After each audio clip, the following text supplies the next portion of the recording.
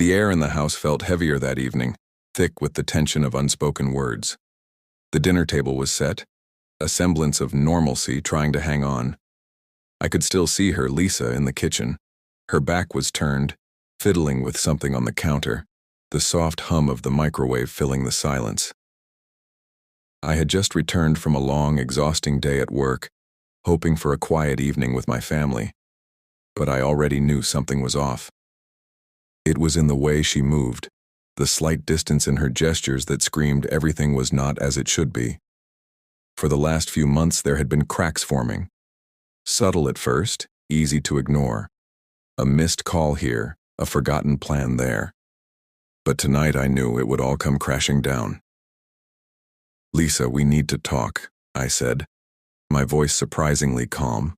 She turned to face me, her smile almost robotic. There was something about it that didn't sit right with me. She had been distant, and tonight she looked like she had already made a decision, one that didn't include me. About what? Her tone was light, but her eyes betrayed her. There was a coldness to them that I couldn't shake. I swallowed hard, the anger rising like a tide in my chest. I'm done with this. I can feel it.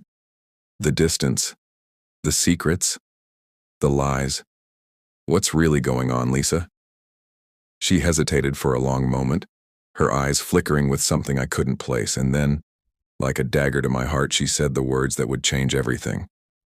"I'm leaving, Grant. I'm going to be with Kevin." My mind went blank. Kevin, her twin sister's husband, the man I had trusted, had seen as family, the man who had been there for us, for all the milestones, for all the celebrations, and now he was the reason my world was falling apart. "What do you mean? Are you serious?" My voice came out hoarse as though I hadn't spoken in years. She nodded slowly, almost sadly. "I've already made my decision. I'm carrying Sarah's child. Kevin and we've been together. I'm in love with him." The words hit me like a freight train, each one sharper than the last. My hands shook and I gripped the edge of the counter for support. "So you're leaving me, for him, after everything we've been through?" "I'm sorry, Grant," she whispered, the words feeling more like a dismissal than an apology. "But I need to do this. I need to be happy." I felt the blood rush to my face, my chest tightening. The betrayal was almost too much to bear. I had spent years building a life with her, with the promise of love and partnership, and she had shattered it with a single decision. I wanted to scream, to throw something, to make her understand the depth of the pain she had caused. But instead, all I could manage was a low, guttural laugh. "Well, if that's what you want, then fine. Go. Take whatever you need. But you won't take my son. I won't let you." That's when she made her next fatal mistake. She didn't even try to fight for me. She didn't even hesitate. She simply nodded like she had already accepted that this was the end. "Grant, it's over. I'm taking the kids," she said, her voice final. The words hung in the air between us like a death sentence. I stared at her, the woman I had loved, the mother of my children, now a stranger standing in my kitchen. And in that moment, a fire ignited in me. A fire of rage, of desperation, of need to reclaim what was mine. "I'll see you in court," I said, my voice steady, colder than I had ever heard it before. Lisa didn't respond, but the look in her eyes told me everything I needed to know. She didn't care. She was already gone, mentally and emotionally. And I was left to pick up the pieces of a life that had once been whole. After Lisa left with the kids, the house felt like a cold, hollow shell. The walls, once filled with laughter and the sound of children's footsteps, now echoed with a silence that seemed to stretch for miles. The house had become an unfamiliar place, a battleground of emotions I didn't know how to navigate. It was supposed to be our family home, where we'd grown together, built a future. Yet now, it felt like the very air had been poisoned by her absence. I woke up every morning to the stillness, the absence of little feet padding down the hallway, the lack of the breakfast chaos that once filled the kitchen. The house was too quiet. The things I had left behind, the pictures, the half-finished drawings my kids had made, the toys scattered across the living room floor, felt like a cruel reminder of what I had lost. For the first few days, I did nothing but stare at the walls, trying to process what had happened. Lisa was gone. My son was gone. And the betrayal lingered in the air like a toxic cloud. I couldn't focus, couldn't eat. Everything felt surreal. But then, as the anger started to settle in, something shifted inside me. I was no longer a man lost in heartbreak. I was a man with purpose. I wasn't going to let her walk away with everything. I had to fight. I couldn't let Kevin take my place in my son's life without consequences. I had to make things right, not just for me, but for the future I had once believed we were building together. I reached out to a lawyer. The first meeting was surreal. Sitting in that cold, sterile office, the reality of what was about to unfold hit me like a ton of bricks. It wasn't just the custody battle that I feared. It was the loss of everything I had once thought would last forever. The life, the family, the dream. The lawyer gave me a rundown of the process, and though the path ahead seemed long and daunting, I knew there was no turning back. The courtroom became my new battlefield. The day of the first hearing, I stood outside the doors, feeling the weight of the situation pressing down on me. Lisa sat across from me, her face a mask of indifference. Kevin was there too, sitting beside her like he was part of the family, as if he had the right to be there. It made my blood boil. "Grant, you need to stay calm," my lawyer had advised me before we entered. "This is about control now. Don't let them provoke you." But as I walked into that courtroom, I could feel my temper simmering. It wasn't just a battle for custody. It was a battle for everything I had built, for my dignity, and for the truth to come to light. Every step I took felt like I was walking into enemy territory. Lisa's lawyer, a sharp-dressed woman with icy eyes, wasted no time in trying to paint me as the villain. She pulled up every possible negative detail about me, from my work hours to my past arguments with Lisa, twisting them into something sinister. She even mentioned how I had isolated Lisa by not supporting her decision to be a surrogate, using it to suggest that I wasn't a good partner. I could feel the anger rising, but I stayed silent, keeping my focus on what was truly important. My son. I would fight for him, no matter what they said. Then it was my turn. My lawyer spoke calmly, but I could hear the edge in his voice, a quiet strength in his words. "Your Honor, what's truly at stake here is not just the custody of this child. It's about the safety and stability of his future." Mr. Grant was blindsided by his wife's decisions. She not only took their financial stability but also made a life-altering choice without consulting him. The judge, a middle-aged man with a stern face, listened carefully. I could tell he was trying to remain neutral, but even he seemed disturbed by the evidence that was beginning to mount. Texts, financial records, even statements from friends who knew about Kevin and Lisa's affair. Everything was being laid out for the world to see. But it wasn't just the facts. It was the look on Lisa's face that sent a chill down my spine. She had expected me to roll over, to accept that she was moving on with Kevin. But I wasn't the man I used to be. I wasn't going to let her get away with this. The weeks after the initial court hearings were tense. Every interaction with Lisa felt like an assault on my sense of self. I watched her move through life with Kevin by her side, as though she had never shared a life with me. It wasn't just the physical presence of them together. It was the way they acted, as though they had a right to everything I had once called mine. Every glance, every touch between them felt like a slap to my face. And yet, there was nothing I could do about it. Not yet, at least. It was a Sunday afternoon when it all hit me. I had been waiting outside the school to pick up my son when I saw them, Lisa and Kevin standing together by the gate laughing. My son was running toward them, his little arms outstretched, eager to hug his mother. And for a moment, I felt like I was being suffocated by the sight of it all, the way they stood there, comfortable as if they had formed a new family in my absence. They had already taken my son from me, but in that instant, I felt like they were taking away my very identity, my role as a father, as the man who once had a place beside her. I walked toward them slowly, trying to keep my emotions in check. I didn't want to give them the satisfaction of seeing me crumble, but I could feel the rage rising inside me. They were standing there as though nothing had ever happened, like they had never been the ones to break apart the family we had built.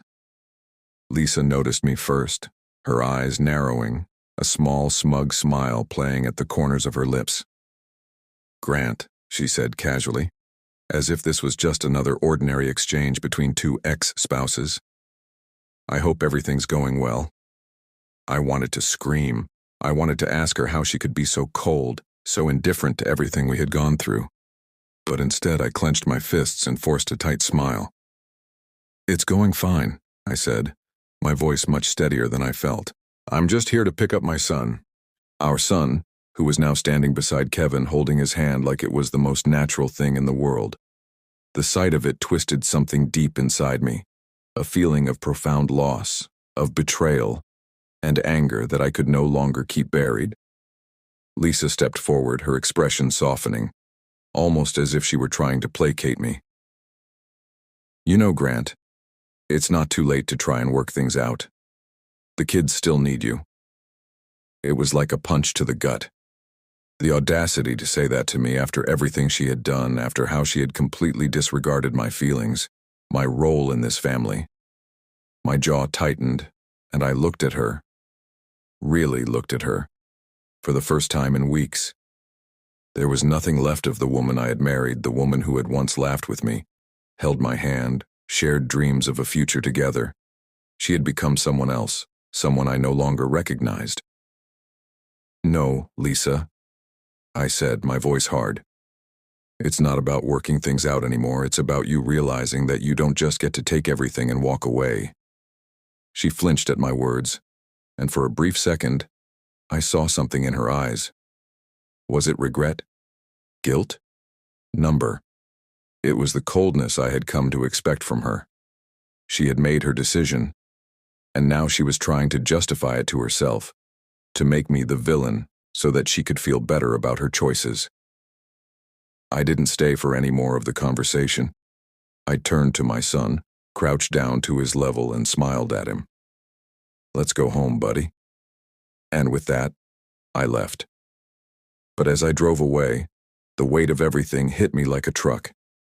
The images of Lisa and Kevin, the life they were building together at my expense. It was all too much. I could feel the anger rising, but it was something more than anger. It was the realization that no matter how much I fought, no matter how much I loved my son, they were already stealing the life I had worked for. And yet, in that moment, I made a vow to myself. I wasn't just going to fight for my son. I was going to fight for the man I used to be. The man who wasn't afraid to stand up for himself, to take back what was his. I wasn't going to let them win, not like this. The final court hearing arrived faster than I anticipated, but I felt ready. It was almost as if the anger, the pain, and the betrayal had been channeled into a single force that kept me steady. This was it. The moment that would determine everything. The judge's decision would mark the end of this torturous battle. I had spent months preparing, gathering evidence, everything I needed to show that Lisa was not the woman she once was. The day of the hearing, I arrived early. I had not spoken to Lisa or Kevin since that day at school. I hadn't needed to. I knew that the truth would be my strongest weapon. The courtroom felt cold, like a place where hopes and dreams went to die. I was seated on one side, my lawyer beside me, the opposing side, Lisa and her lawyer across from me. Kevin was there too, sitting next to Lisa, his eyes never meeting mine. It was almost as though they were pretending I wasn't a part of their new life. The judge was a stern man, middle-aged with a no-nonsense attitude. He looked through the evidence, through the documents, the texts, the financial records. Everything was laid bare. Lisa had failed to even consult me on important decisions regarding our family's future. She had gone behind my back, and now her actions were coming to light. Finally, the judge spoke. Based on the evidence presented and the emotional well-being of the child, I have determined that full custody will be awarded to Grant. Lisa will have supervised visitation only. She has failed to provide adequate support for the emotional needs of the child. My heart skipped a beat, but I didn't show it. I held my composure, knowing that this was a victory, not just for me but for my son. This was the justice I had fought for. Lisa's face was pale, and her eyes wide with disbelief. I could see her hands trembling as she gripped the edge of the table. Kevin, on the other hand, looked like he had just been struck with a blow he didn't expect. Lisa's lawyer didn't waste any time. "Your Honor, we request an appeal," she said, trying to buy more time. But the judge didn't entertain it. "The decision is final. Mr. Grant will retain full custody." As we left the courtroom, I felt a strange sense of relief. It was over.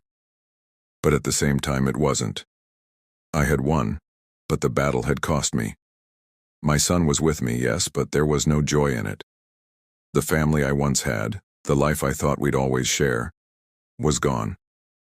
There would be no more Christmas mornings with Lisa by my side, no more family vacations. The house we had built together was now just a place where memories lived, a reminder of everything I had lost. But I had won. And in that victory, I had reclaimed my dignity, my pride, and my role as a father. The path ahead wasn't going to be easy, but at least now, I had control. The future was mine to build, piece by piece. In the weeks following the court ruling, the house settled into an uncomfortable silence. My son and I lived there now, but it didn't feel like home. There were no more sounds of Lisa's soft laughter or her voice calling out from the kitchen.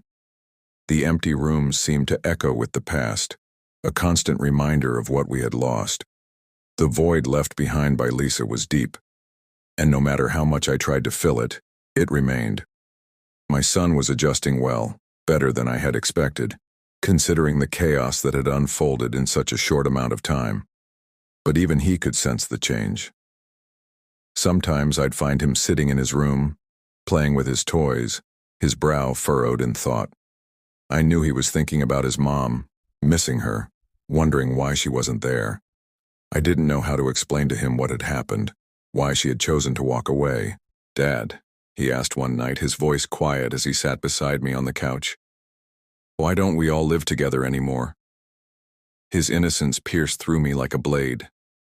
I had been so focused on the fight, on the legal battles, that I hadn't considered the emotional toll this would take on him.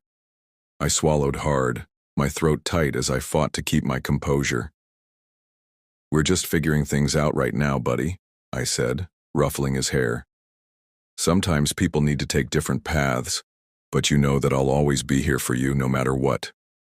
He nodded, but I could see the uncertainty in his eyes. He didn't understand. How could he?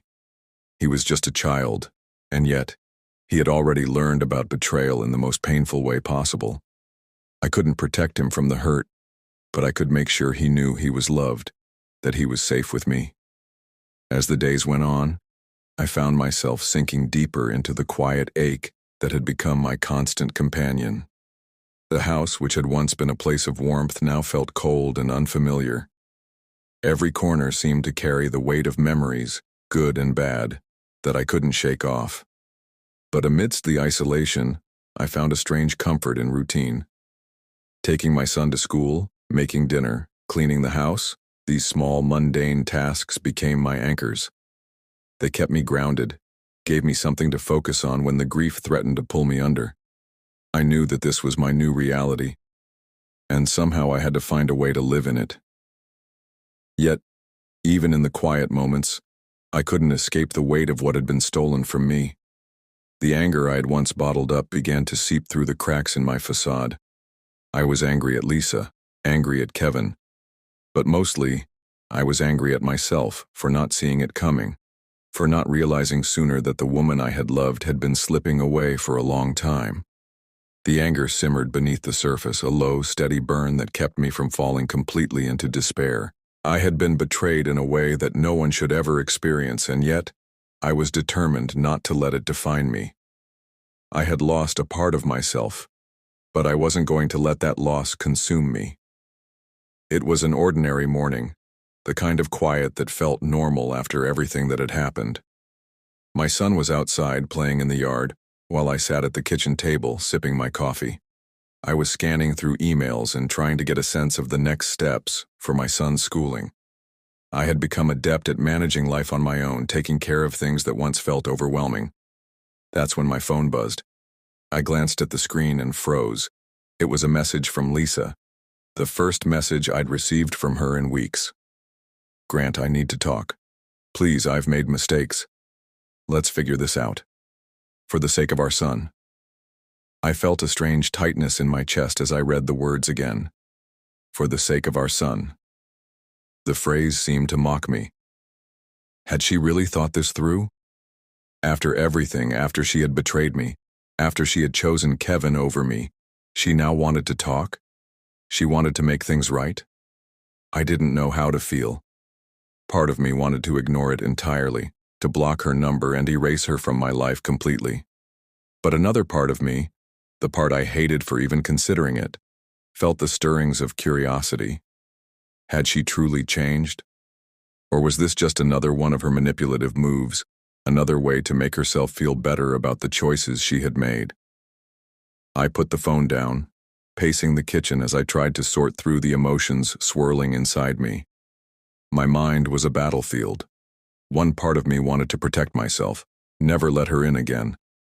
But another part wanted answers. I had given her everything, and she had left me for Kevin. Now she was asking for my forgiveness, for a second chance, for some kind of reconciliation. What kind of person would I be if I didn't at least hear her out? The more I thought about it, the more I realized that I wasn't ready for this. I had spent months rebuilding my life, and I couldn't risk it all unraveling because of a moment of weakness. No, if Lisa wanted to talk, she would have to face the consequences of her actions. But I couldn't completely shut her out. Not yet. So, I made a decision. I would meet her, just once, to hear her out. But I wouldn't do it with any expectation of reconciliation. This wasn't about getting back together. This was about me finally getting the closure I had so desperately needed. I texted her back. "Fine. We can meet. But don't expect anything from me. I'm doing this for the sake of our son. I'm not interested in anything else." I hit send, feeling a strange sense of finality wash over me. This was it. The moment I had been avoiding, the confrontation I had been dreading. But I had to face it, once and for all. A few days later, I stood at Lisa's front door.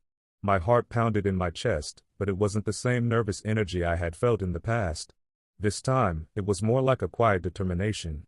I had prepared myself for this moment, but I still wasn't sure what I was going to say. I only knew one thing: I wasn't going to let her back into my life.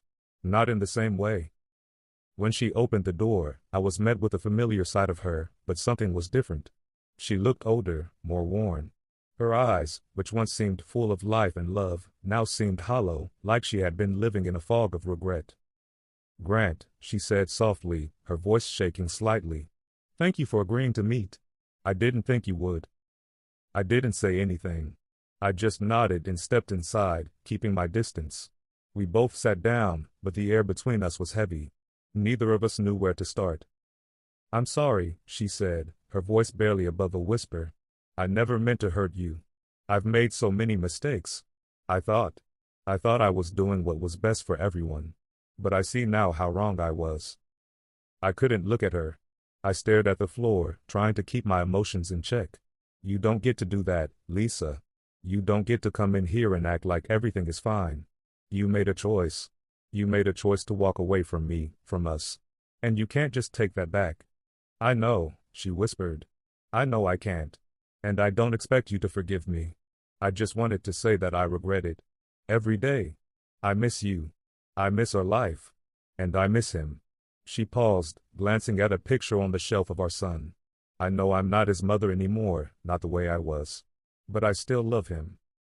The words hit me harder than I expected. It was hard to believe she still cared, but I could hear the sincerity in her voice. She wasn't the woman I had once known, but maybe she was still capable of love. Maybe, in her own way, she had realized the depth of her mistake. "Lisa, I don't know what you expect from me," I said, my voice trembling despite myself. But what I do know is that this can't go back to how it was. You can't undo what you've done. And I'm not sure that's something I can ever forget. She nodded, tears welling in her eyes. I don't expect you to forget. I wanted to try. For him. For a long moment, neither of us spoke.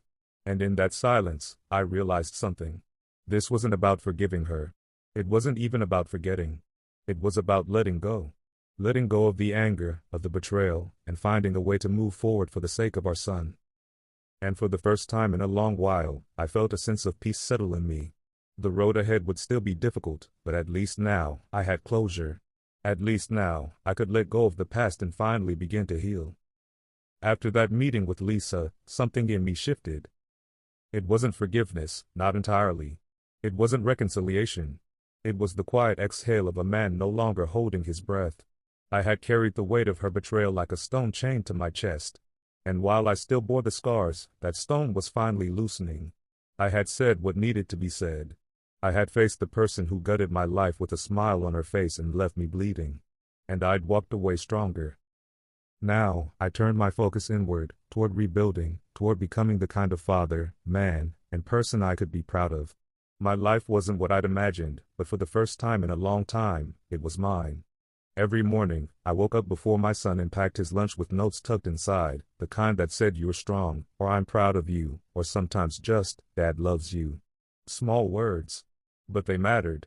I was slowly stitching together the fabric of a life he could feel safe in. The house started to feel different too. Not haunted anymore, not thick with the presence of a woman who had long since left emotionally, long before her body followed. I began redecorating, not erasing Lisa, but redefining the space as ours, mine and my son's. I tore down the wall where her curated photo gallery had once lived and replaced it with my son's messy finger paintings and a framed print he made in school that read, "World's Best Dad." I didn't care if he'd misspelled world. That crooked little heart he'd drawn next to it was more precious to me than any wedding photo we ever took. And I started therapy. Not because I was falling apart, but because I refused to. It was hard at first, walking into that room, sitting across from a stranger, trying to explain the hurricane that had become my life. But my therapist, a soft-spoken man named Jonas, didn't judge. He didn't tell me I was broken. He just listened. And for once, that was all I needed. "You talk about your pain," he said in our third session, "but not about your grief. You lost something that mattered, even if it turned toxic. It's okay to grieve that." He was right. I had lost something. The version of my life I once believed in. The woman I once loved. The idea of forever. I hadn't just lost Lisa.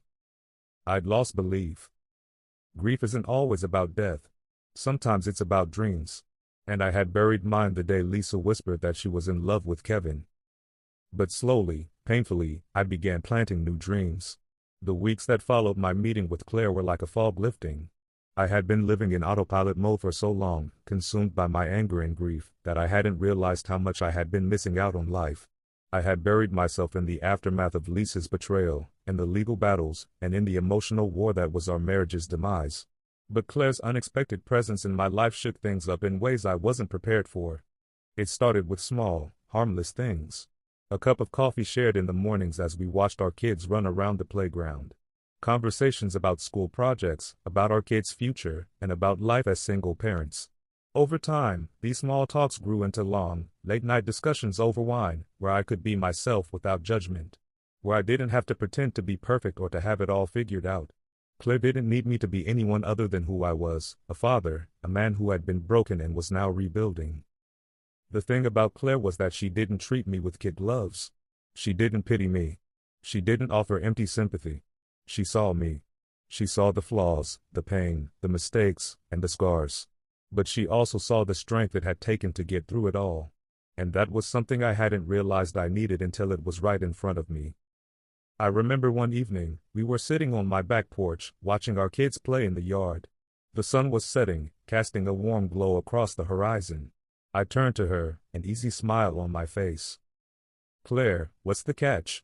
No one's this perfect. What's your story?" I asked. She laughed softly, but there was a sadness in her eyes, a past that wasn't easy for her to share. "I'm not perfect, Grant. Far from it. But I think we're both in the same boat. We've been hurt, but we're not dead. We're still here, still trying to figure things out. That was when I realized something important. She wasn't perfect, but she was exactly what I needed. And maybe, just maybe, I was starting to be ready to allow someone into my life again, not to fix me, but to walk beside me. It wasn't a shock when Lisa finally returned. I had been preparing for it in the back of my mind, knowing it was only a matter of time before she would try to re-enter my son's life. What did surprise me was how composed I was. When I saw her standing at the door, wearing that expression, part regret, part hope, it didn't hit me with the force I had expected. Instead, it was as if I had finally reached the point where I didn't need answers anymore. The pain of her betrayal no longer consumed me. The knock on the door came late in the afternoon, just as I was making dinner. I had just finished unpacking the groceries and was organizing the vegetables when I heard the soft rattle of the doorbell. My heart didn't race this time. I wasn't filled with anger. I wasn't filled with anything at all, really, except for a quiet curiosity. I opened the door, and there she was, Lisa. Her eyes flickered with uncertainty as she stood on the threshold, hands clasped nervously in front of her. "Grant," she began, her voice tight with hesitation. "I didn't think you'd let me in."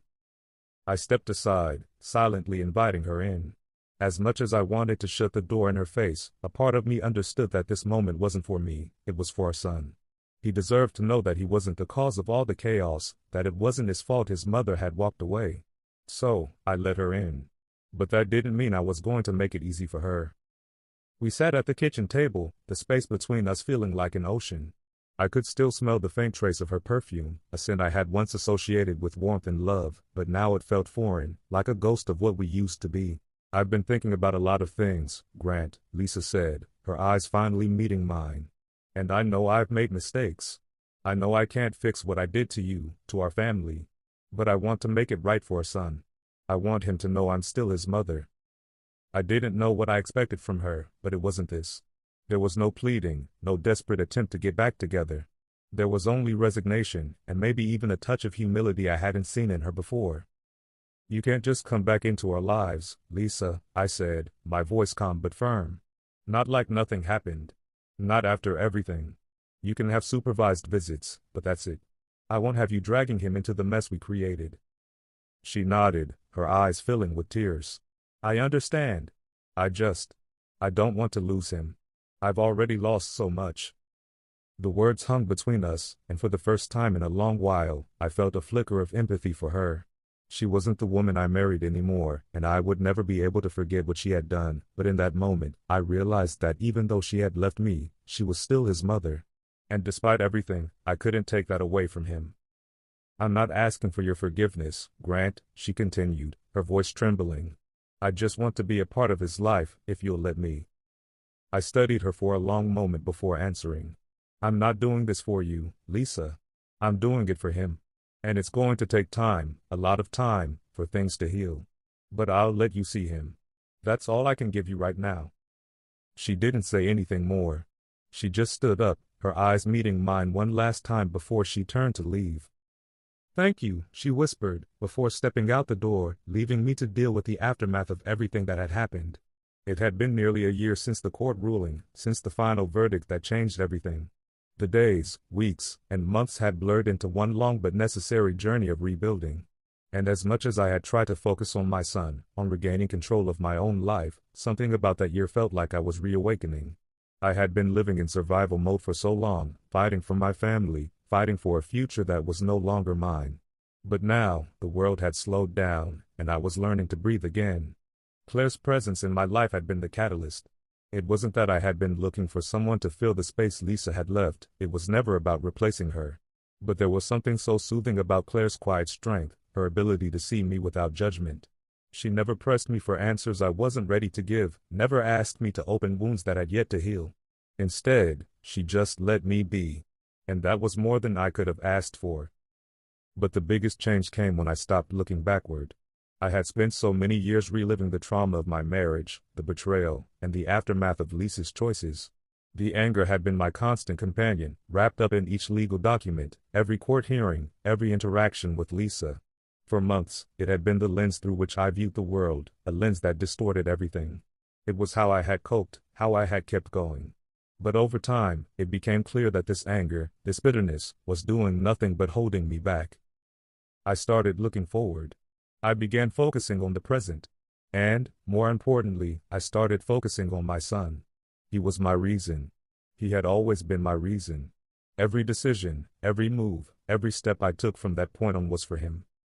I took him to the park one Saturday afternoon, a ritual we had started after the court ruling, a way to reclaim our weekends, our time together. We sat on a bench, watching the other kids run and play, their laughter carrying on the breeze. My son, now more confident in himself, was no longer just the little boy struggling to make sense of his parents' fractured world.